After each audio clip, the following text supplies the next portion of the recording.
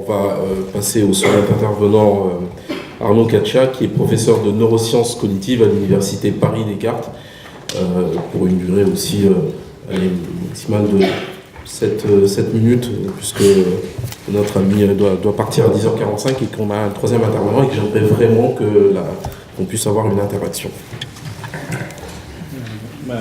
Tout d'abord, je tenais à vous remercier, monsieur le député Jean-François Embaye et le professeur Emmanuel Hirsch pour l'invitation à cette matinée qui s'annonce passionnante. Alors nous parlons depuis ce matin des nouveaux territoires de la bioéthique et je vais aborder maintenant le domaine des neurosciences et plus particulièrement un outil central des neurosciences qui est l'imagerie cérébrale. Donc avant de commencer, je vais juste me présenter rapidement. Moi je suis un acteur du terrain, je suis un utilisateur de l'imagerie, je suis professeur en neurosciences cognitives, comme m'a présenté tout à l'heure Jean-François Embaye, et j'utilise donc l'imagerie à la fois en santé, en population pathologique, notamment en psychiatrie, avec des travaux de recherche que je fais à l'hôpital Sainte-Anne, et également chez le sujet sain, pour essayer de comprendre les mécanismes d'apprentissage et de développement cérébral avec des perspectives d'application pour l'éducation. Donc c'est vraiment en tant qu'acteur de terrain que je vais vous parler et essayer de vous faire remonter des considérations que je peux avoir sur la question de l'imagerie cérébrale.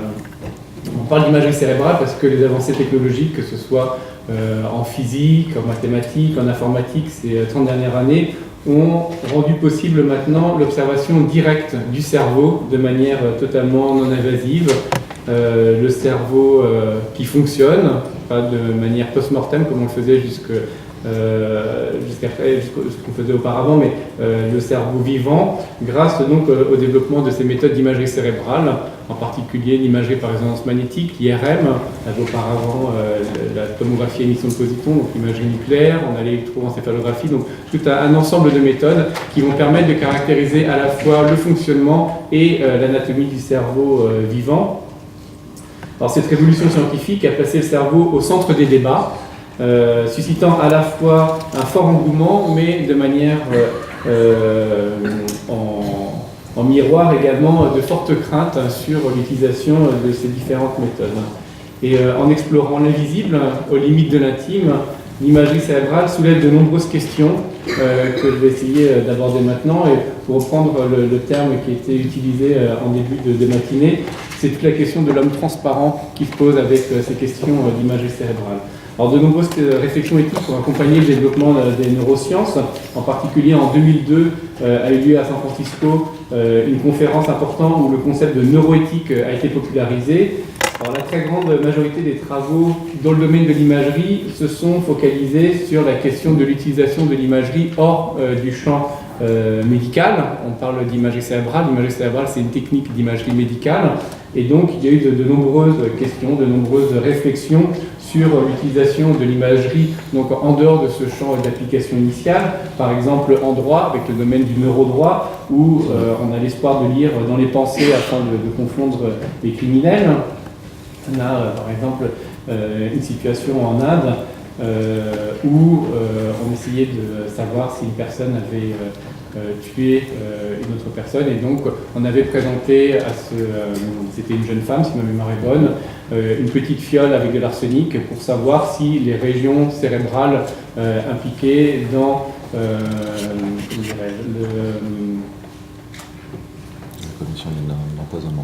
c'était pour un empoisonnement, le terme m'échappe, et pour essayer de savoir si la personne avait déjà vu cette petite fiole.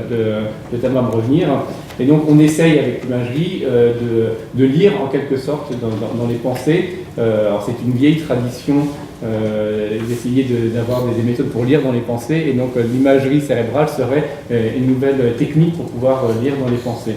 On utilise également, il y a une volonté également d'utiliser l'imagerie cérébrale dans le cadre de campagnes publicitaires, ce qu'on appelle le neuromarketing, pour essayer de savoir si tel produit, plutôt que tel autre, va stimuler de manière plus ou moins importante les régions du plaisir, les régions de la motivation. Et donc, dans ce contexte particulier, on voit que l'utilisation dévoyée de l'imagerie cérébrale, et a fortiori en l'absence de consentement des personnes impliquées, peut rentrer en conflit avec l'article 12 qui était rappelé en préliminaire tout à l'heure, notamment stipulant que nul ne sera l'objet d'immixtion arbitraire dans sa vie privée. Donc là, j'ai évoqué de manière rapide la question de l'imagerie cérébrale hors du champ de la médecine. Ce que je voudrais aborder maintenant, c'est davantage l'utilisation de l'imagerie cérébrale en médecine, avec notamment la question de la représentation de la maladie, la question de l'identité du malade, qui sont des points critiques et qui ont été, de manière assez surprenante, très peu analysés dans ce contexte. Et donc, j'ai essayé d'esquisser maintenant. L'un des grands enjeux actuels pour l'imagerie cérébrale, c'est la possibilité de prédire l'avenir clinique du sujet, aussi bien en termes d'évolution symptomatique, est-ce que le patient qu'on a devant nous va s'améliorer ou pas, et également en termes de réponse thérapeutique, est-ce que le traitement, la stratégie thérapeutique que je vais employer va être efficace, avec aussi des questions sous-jacentes qui va être quel est le choix, quel va être le meilleur choix thérapeutique pour ce patient, et également quel est le diagnostic le plus précis qu'on peut avoir pour ce patient. Alors en psychiatrie, en neurologie, l'imagerie cérébrale a un rôle important à jouer parce que les modifications cérébrales, aussi bien en termes anatomiques que fonctionnels, précèdent souvent les premiers signes cliniques et cognitifs. On a cette situation par exemple dans les troubles psychotiques, par exemple dans la schizophrénie, dans le trouble bipolaire, on a des atteintes cérébrales qui précèdent de quelques années les signes cliniques. On a ça dans le domaine de la démence, dans la maladie d'Alzheimer par exemple, où on a des atteintes au niveau de la neurochimie cérébrale qui sont présents quelques années avant les premiers signes cognitifs, notamment les signes mnésiques qui apparaissent bien plus tardivement que la mise en place des mécanismes de la maladie. Il y a donc tout un enjeu important dans la recherche pour essayer d'identifier, grâce à l'imagerie, on appelle des biomarqueurs, donc des premiers signes évocateurs de l'entrée dans la maladie.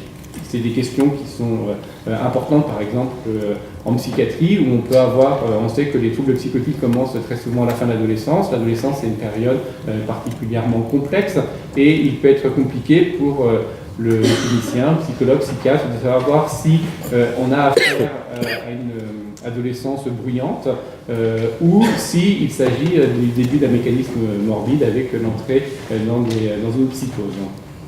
La grande difficulté est qu'il n'existe pas, alors actuellement en tout cas, c'est une question sur laquelle on pourra revenir, de marqueurs biologiques, en particulier de marqueurs en imagerie, qui soient pathognomoniques, aussi bien des troubles psychiatriques ou neurologiques.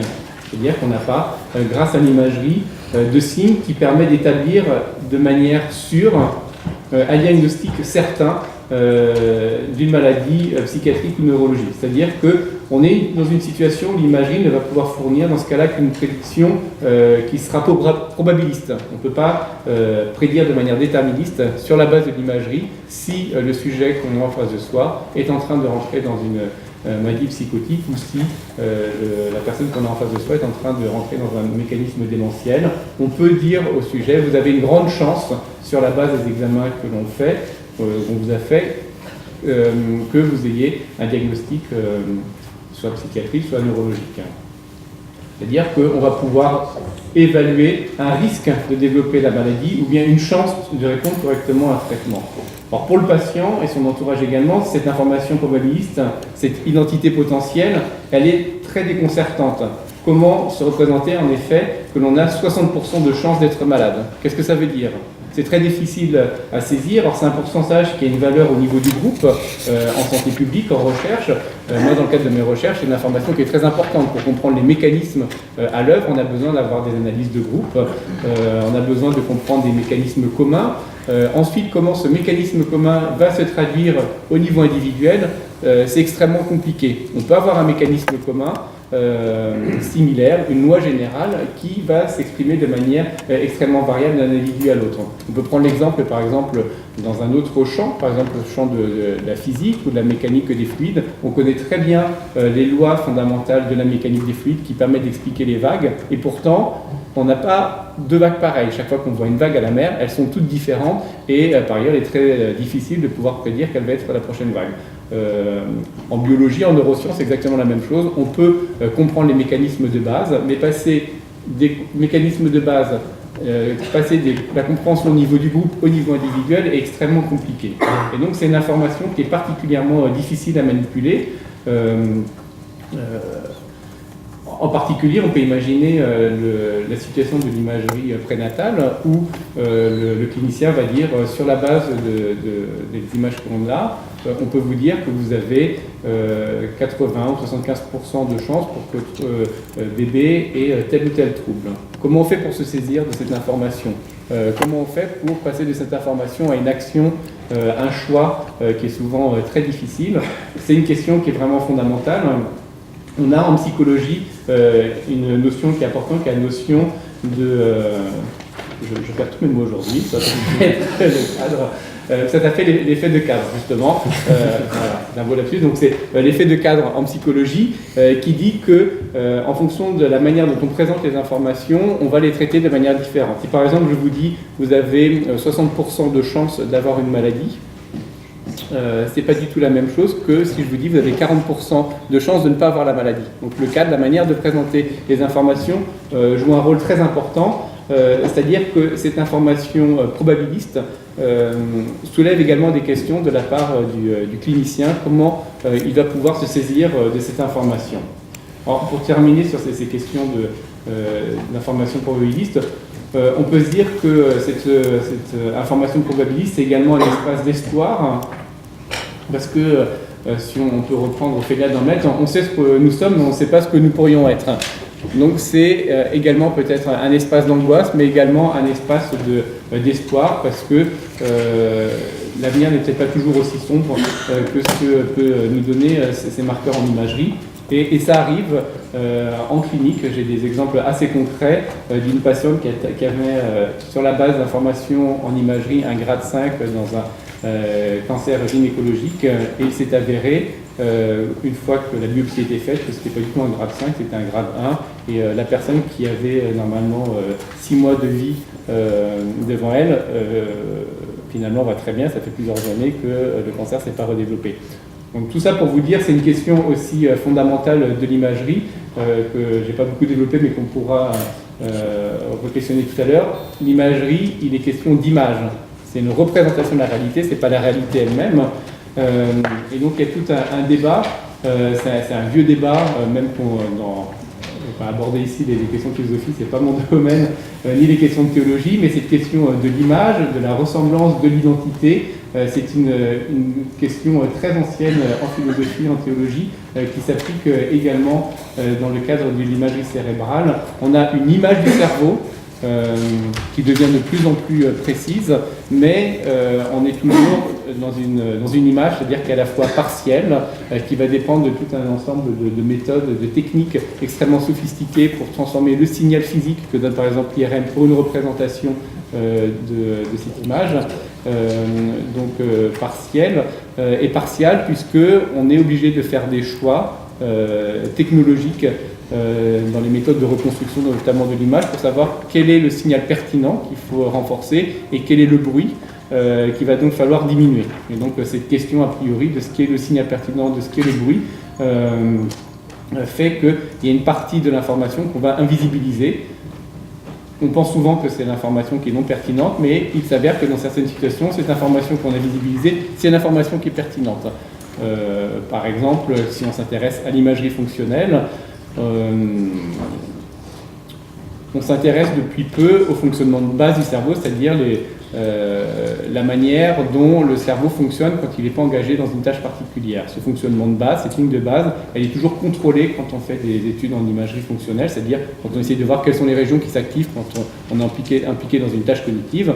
On va essayer de limiter autant que possible le fonctionnement de base, l'effet du fonctionnement de base. Or, on se rend compte que ce fonctionnement de base, c'est un paramètre fondamental, notamment dans les pathologies psychiatriques et neurologiques, pour lesquelles ce fonctionnement basal est bien plus prédictif et pertinent pour caractériser la maladie que les atteintes au niveau d'activation. Donc cette question entre le bruit et le signal est une question assez fondamentale.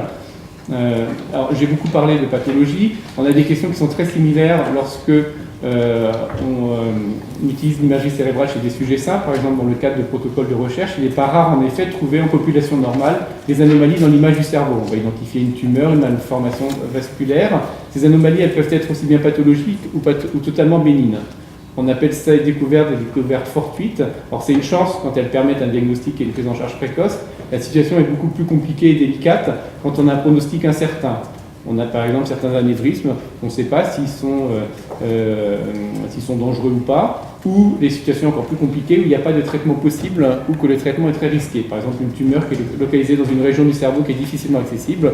Est-ce qu'il faut dire au sujet sain qui vient pour une recherche, pas du tout pour un examen clinique, vous avez une tumeur, on ne sait pas si elle est bénigne ou pathologique, et dans tous les cas, on ne peut pas vous opérer.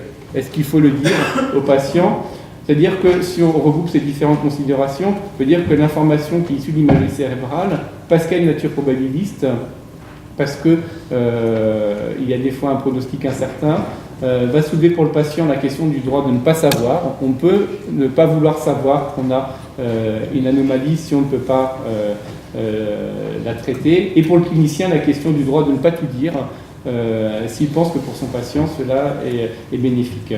Alors, je vais devoir vous émettre un signal, malheureusement, parce qu'on a un troisième intervenant et Benjamin Pichot doit nous quitter sous peu. C'est pour qu'il y ait après un échange qui se fasse. Alors peut-être en 30 secondes. Je veux dire, en 30 secondes, la situation où on a une maladie qui est suffisamment avancée, donc on n'est plus dans le cadre d'information probabiliste, où dans ce cas-là,